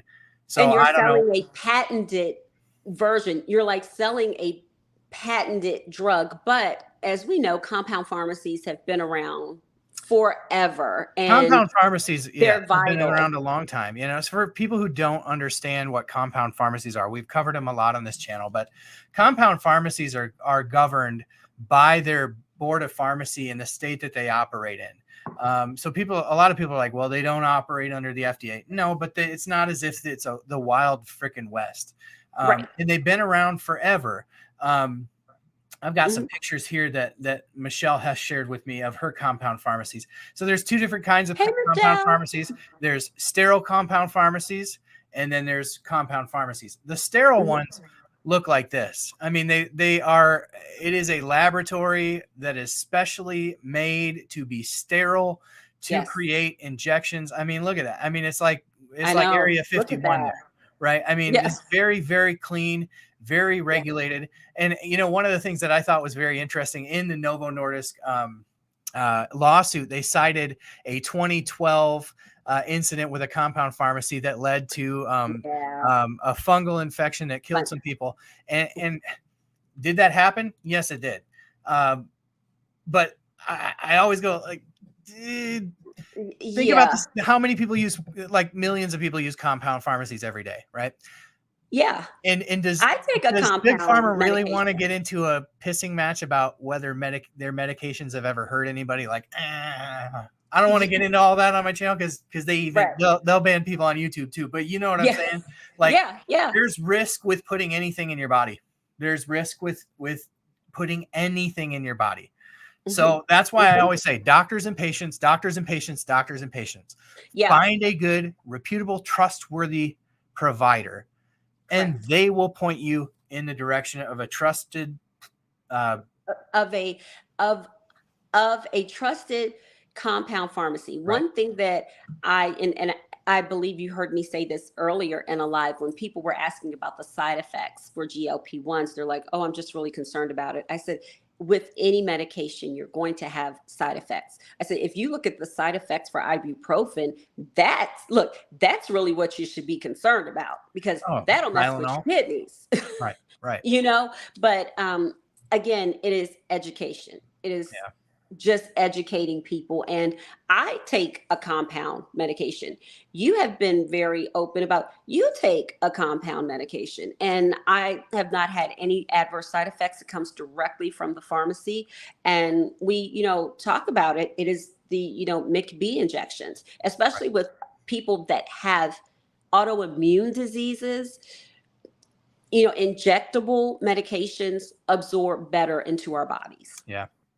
Yeah, I think the only thing, and I've got several other guests kind of lined up to come on. One of the things that I like to get into with them, somebody who knows more than I do, the only thing about that I've never seen any creator or influencer or doctor ever talk about this, right? Is that when you read the patents on Tirzepatide and semaglutide, which are just polypeptides, right? They're natural. Right? It's like a B vitamin. What they have done to Tirzepatide specifically is they've lipidized the peptide because peptides have a short half-life. They've lipidized it so that it can be a once weekly shot so that it does absorb slower naturally, right? Correct. Yeah. What I don't know about the compound medications is it just the Tirzepatide, like it just matches molecularly Tirzepatide, or has it been lipidized to extend the half-life? Because that's what I'd like to know, because if it hasn't, then I don't think that's a bad thing, but I think it changes the dosing schedule. I'm no doctor, but I would really like that question answered about compounds. I think that is a reasonable question, and that's something that is definitely going to be addressed. I just from my research, IVM Health has been so above board, and they're actually in the chat tonight. Oh, awesome! I've never seen them in my chat before. That's a new one. Yeah. Awesome. They have, and they are on TikTok. They have been so above board and just been so open. If you really want to talk about compounds, them or Dr. Myra Mochi are probably the two to talk to, because and again, I am no doctor, but it's almost like they're scientists, the compound, pharmacies, the compound pharmacist is able maybe to re-engineer the medication, because you have people that go to school for this. So, they know how to do this. And there are so many people that are on compound semaglutide, semaglutide, or even compound tirzepatide that say they don't feel maybe that much of a difference from the retail brand of medication. So I think that's a very interesting topic, and that's something that, that has to be addressed, because you've got too many people that don't have access to these retail drugs from Eli Lilly and Novo, because Novo can't keep up with the demand. And it's like, okay, Novo, you're going, guns blazing with these lawsuits, but you can't even produce the product. So IVM Health, I've never interacted with anybody who I've had several reach out to me like, hey, we want you to promote our compound medications and our telehealth. And I haven't done it. I just don't know enough about it. And there's questions, frankly, that just have never been answered. So that would be a good piece of homework. If IVM Health would like to come on the pen, we'd love to have you, and we'd love to discuss that topic. I just think it's an interesting one to discuss, because I'm just a guy. Like, I'm just the guy on YouTube, and I research the crap out of this because I love to know this stuff. And that's one thing that I've never heard anybody. I know that Mounjaro tirzepatide is lipidized to extend the absorption, and they do something to semaglutide. I don't think it's a lipidization, but they move one molecule to another place. I don't remember. Michelle Hess does a really good job explaining this, but I think that's where, like, Michelle, when you read the lawsuit, she does. There's nothing she doesn't know, I'm pretty sure. I know, right? But when I was actually reading the lawsuit today, that Novo has out against those compound pharmacies in Tennessee. And one of the things that they said is they're selling a non-FDA approved version of semaglutide. And I wonder if it has to do with that absorption thing, or if it's, the semaglutide salts that you hear about. I don't know. I don't know enough about it, but I think, if we can get some of those, who is it? It's Kim. I love what Kim always says about this. Kim's always like, we just need a doctor to come out and say, and to have the Stones to be like, this is the safe thing and this is the not safe thing. Correct. Like I think that's where people get stopped up on this stuff. I think people right now, let's just face it, patients right now are desperate to try anything. They're buying bootleg Mounjaro off of shady websites. And you don't know where they're coming from. And some of those research peptide companies might be totally legit, might be the same peptides that I don't know how all that crap works, but it sure would be nice to hear from people that do. And, you know what I'm saying? And the thing is, Kim, Kat, and myself have always said that we are proponents of safe compounding. Now, are there probably, companies out there that may be taking a shortcut? Yes, but the companies that we have researched and that we, can almost vouch for are about three companies, and they have not had any incidents. They're, they are just above board. And like I said, Iveem is actually in here tonight, which is huge. I'm like, wow, they're like actually still up. But that's a conversation that needs to be had, because once the shortage is over, I believe you have 3 months after the shortage is over to still produce these compounded, medications. Yeah. And then the question is, well, what do you do then?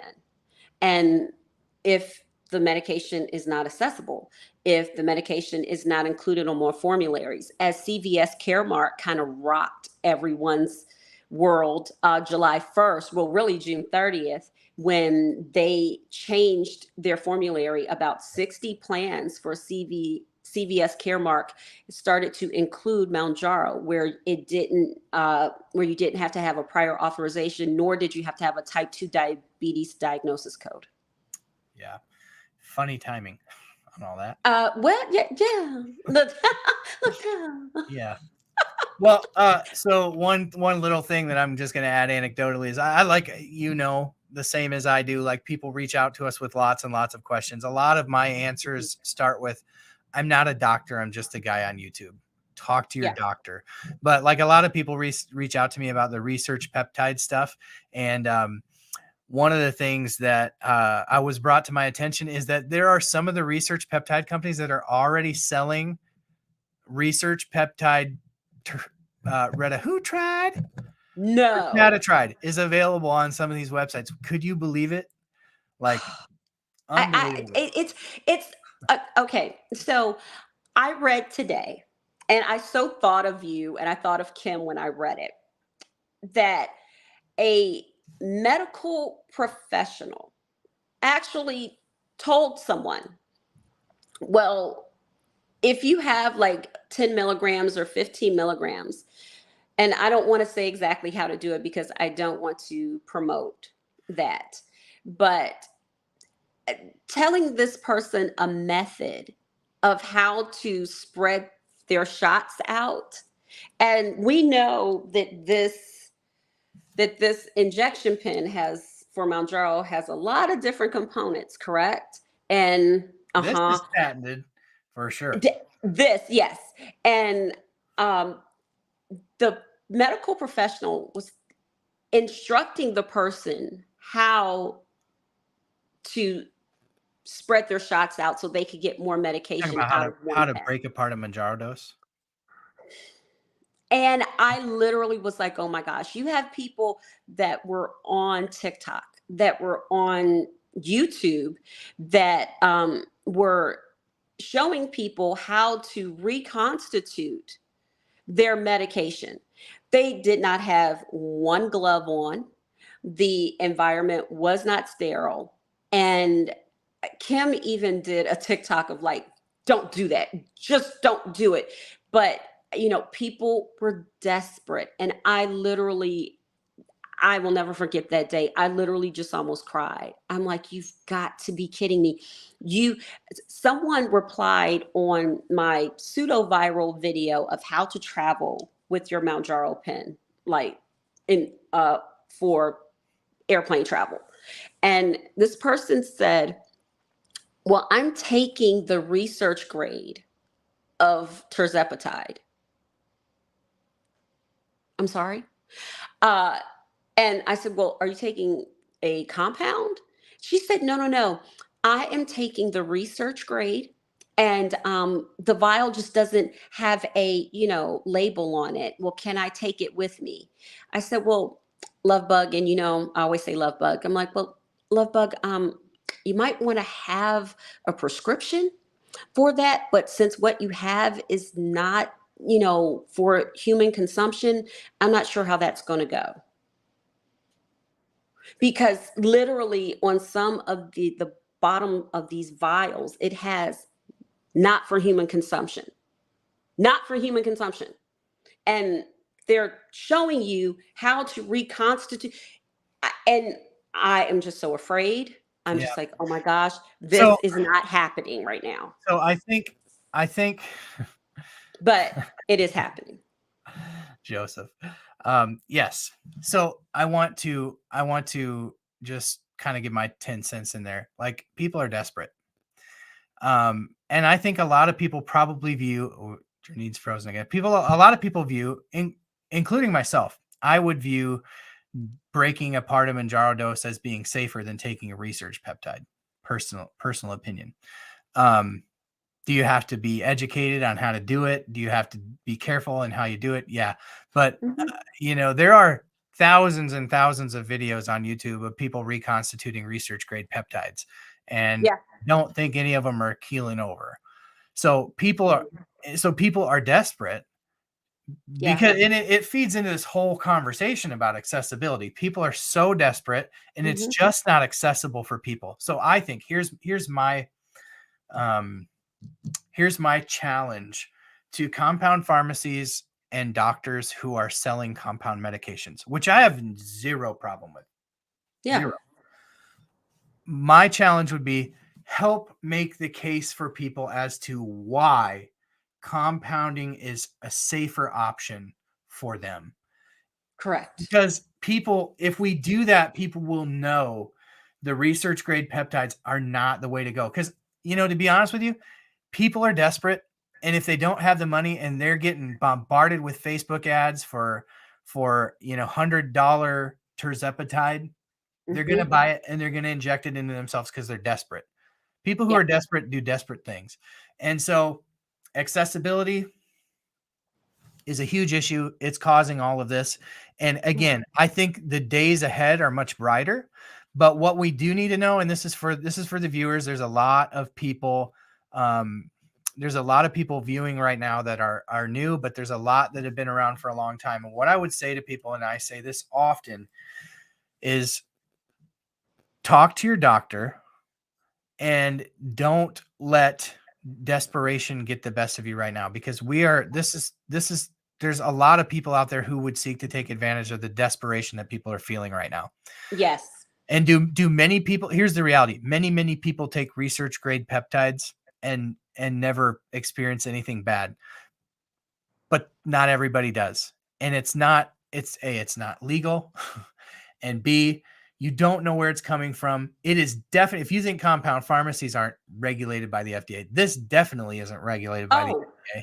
And that's the Wild Wild West. But it's just, people are so desperate. So I feel for people who are in that position who have to get the research grade stuff.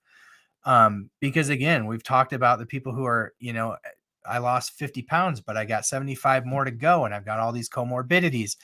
It's just hard. It's hard, but like, we all have to be making the case together. And I think that if the people with the big accounts, the compound accounts would help to make the case against, what's out there and what can happen with those. I think that's helpful, because nobody's making a YouTube video saying, I took a research grade peptide and I got a nasty infection. Nobody's making that video. No. But it's happening. I'm sure it's happening. Well, they don't want to come and probably make the video because it's embarrassing, probably because you have not just the access to the medications, but you have also people wanting to be a part of a community, wanting to be a part of the GLP-1 community. And many people that were on Ozempic, Wegovy, Mounjaro, who are now not on these medications, feel left out. They're like, well, what about the community? And there are some in the GLP-1 community that are like, well, telling people that are on compounds, well, you're not a part of the community because you're not taking the retail version of these medications. And it's very hurtful. And that's why I do my best to encourage people on their journey, on their safe journey. Yeah. And, and you can tell that it's appreciated. And I'm just glad that you're talking about it, because I think that there's been so much speculation. There's been so much uncertainty maybe about, compound medications. And that's why whenever I'm live, people ask me about my McB injections. I'm like, hey, I take a compound medication and it comes directly from the pharmacy, so I feel very safe. I feel very confident in that. And again, it's just education and advocacy. Education and advocacy. But I believe that we need to have a conversation about compounds. And if we could get compounding companies to come and talk about it, I think that that would maybe clear up some hesitation and clear up a lot of confusion, because you have seen it. People come on my lives and ask, well, what is compound? Yeah, so many people. A And ton. we have some good videos on this channel about what compound pharmacies are. Again, they're sterile compound pharmacies that make injectable medications, are governed by their state board of pharmacy. Don't let anybody Mhm. tell you that they're unregulated. They're not. They're governed by their state board of pharmacy. And Correct. again, does that mean all of them are equally reputable? No. And they do receive scores in inspections, just like, the health inspector comes and, inspects a restaurant every year. These Mhm. sterile compound pharmacies are getting inspected. And when there's knocks against them, it's public information. And so that's where Correct. I say your doctor should be doing that homework for you, but be your best advocate. Look it Mhm. up too. Know where it's coming from. Yeah. And know that anytime you take a medication of any kind from any source, there is a risk with putting it in your body. This would include compound medications. This would include prescription, big The same thing. pharma made FDA regulated medications. That would include research grade peptides if you are Mhm. doing research. Yeah. So, and they're just, you have to address it because there's so many people, like you said, in the community that are doing it. And I don't blame them. Mhm. But I wish they wouldn't take that risk. Yeah. And there are people, and all I can speak on is the TikTok community. I know, and I've seen the videos on YouTube also, but as you said, many people feel like they don't have a choice. And I remember saying at the beginning of the year, I said that a lot of certain entities were going to prey on the desperation of people. Oh This yes. was in February that I said this, and I believe that you said the same thing. And I saw it. I said, this is going to be a money grab. Yep. This is going to be a pure money grab, because people are going to be able, as you say, to live a normal life, to eat normal people food, and to feel normal people full. Let me tell you this, Janine, and this is just me being completely honest with you. Take the accessibility away, right? I have zero accessibility. I can't afford compound. I can't afford Mounjaro. I can't afford the research stuff. I'm probably doing it. I mean, that's what I always try to put myself in the shoes of somebody who doesn't. But being on the other side of it and having clear thinking about it, because that's just the thing. When you're desperate, you don't have clear thinking all the time. Correct.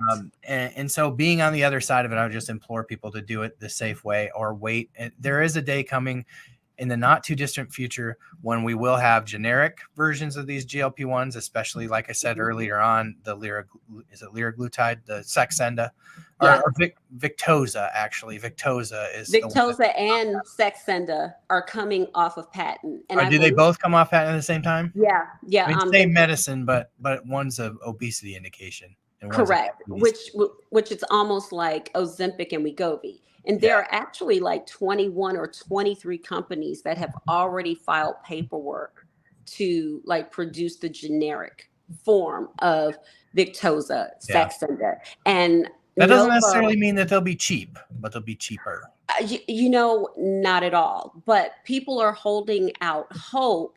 And especially since a lot of medical providers have been talking about Saxenda a lot more, because if people were on Mounjaro and they lose their access to it, many medical providers, especially obesity specialists, have been saying Saxenda is a good maintenance medication.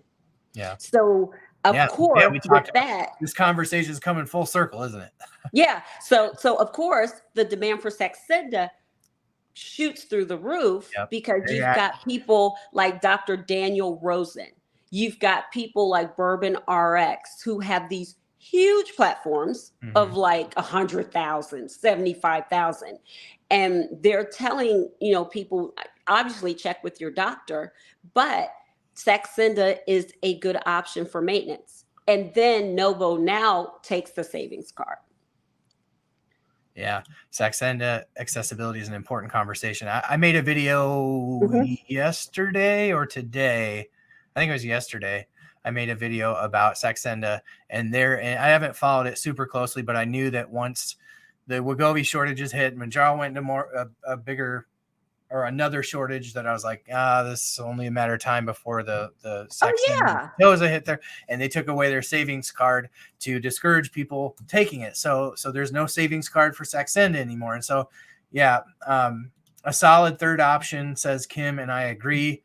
I mean, it's daily too. Like I like the idea of taking something daily, because for me, thankfully, this is one of the first weeks it hasn't been the case, but for me, Mounjaro's effects usually wear off after the first couple of days that I take it. I don't know if that's type 2 diabetics stuff. It wears off at about like 4 days for me, about the third or fourth day. And some weeks, because of my work schedule, I do have to, I inject maybe on my 5th or 6th day. Yeah. But it's after the 72 hours. But I find that the appetite suppression, again, talking about injection areas and bioavailability, it depends on where I inject, because I do rotate my injection sites, because, that's what you should do. Right. But you don't want to hit the same spot every time. That's for sure. So look, but would you believe how many people on Mounjaro have actually done that? Because remember, many doctors don't have the time to talk to you, talk to a patient about, well, hey, you need to be rotating your injection sites, bioavailability, all of that. They're giving you the script. They give you the, clinical overview, and it's nothing against clinicians, because they're doing the best that they can. Right. It's just that. But they're also prescribing 1,000 things to 1,000 people. Yeah, and so they're not like where you said like a telehealth or a nurse practitioner who's in, who primarily deals with this. They deal with it every day. They know the things to say to people. They know they know where people get tripped up on these. They know where, so that's probably another plug for nurse practitioners and providers that are providing telehealth services and stuff like that. So Nurse practitioners are like the backbone for the GLP-1 community, because one, they can write the scripts. They know what are the ins and the outs, and and usually the like markers for the journeys. Okay, in about 4 weeks, this person is probably going to be here.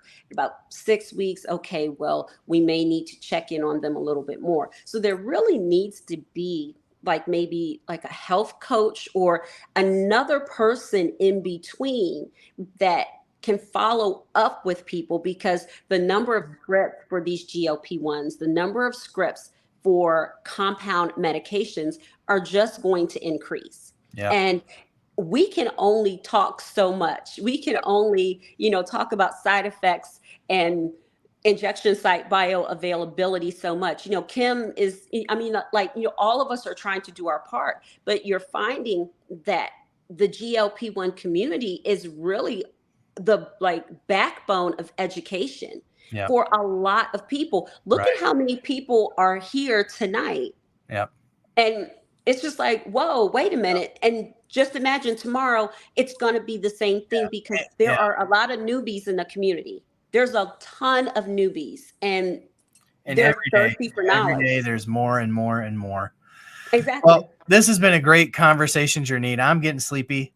Me too. Some of the people in the chat are getting sleepy, and you have given me so much time tonight, especially when you didn't expect to. So one last plug for Jernine's YouTube page over here. She's at the THEE Jernine, JERNINE. You can find her on TikTok. That's home base for Jernine. You can find her over on TikTok right now. She is on a backup account. If you don't know why, you can rewind this stream and find out why. But she's on her backup account, which is also at the Jernine. Is that correct?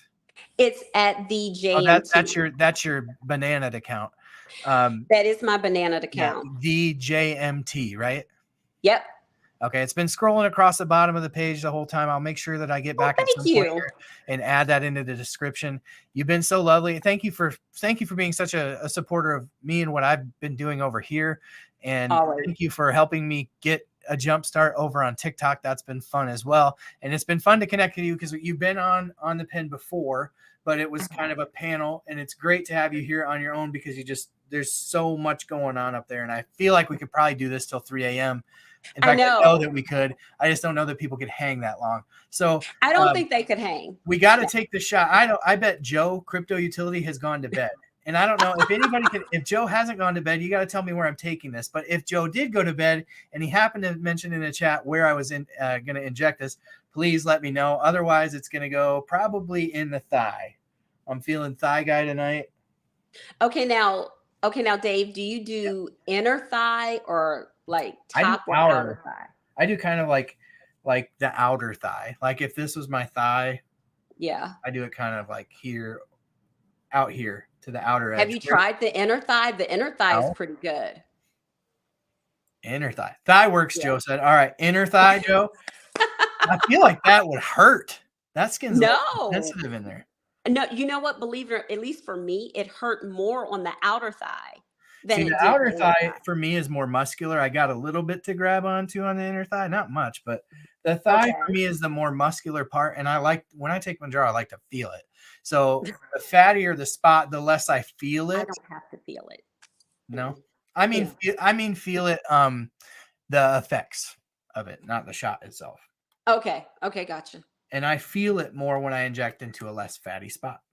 But I will try the inner thigh here. Thank you so much. Base said try the calves. So I'm going here.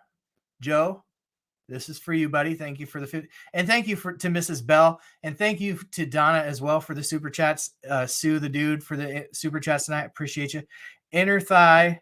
That sounds painful. I know. Iveen, right? I'm going to do it, though. It's not. It's a marbled muscle. All right. That wasn't bad. I felt like it was going to be like a pinch. Like I wouldn't want to get pinched there. But, yeah. I told you. It happened. Yeah, it wasn't bad. So, EBD, right? Awesome. Janine, this was lovely. Thank you so much. It was. Thank you. Funny. This is how many live streams I do down here. This is my Sharps container down here. Oh my. I've got a lot of live streams, folks. But thank you for joining. Thanks to everyone who joined tonight on this. Thank you. On this live stream that wasn't even going to be a thing about 6 hours ago. I know. So thank you so much, everybody, for being the best part of this channel, what we do at Man on the Mounjaro. If you haven't liked this stream, like it before you go. If you're not a follower of Man on the Mounjaro, please consider it a follow. And then the other asset I would have, if you have been a follower for a while and you're interested in giving back to the stream, you can do that by becoming a member of the channel. It's $2.99 a month, and it's a good way to give back to the channel. Helps me. You get access to the custom emojis that you probably saw going on in the live chat tonight.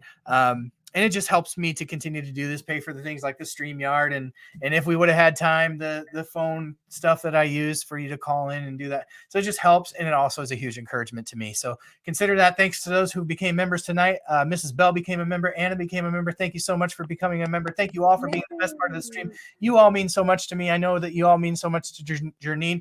Janine, your friendship means so much to me. It's been great to get to know you. And until we do this again next time, I hope that you all have a wonderful, wonderful week.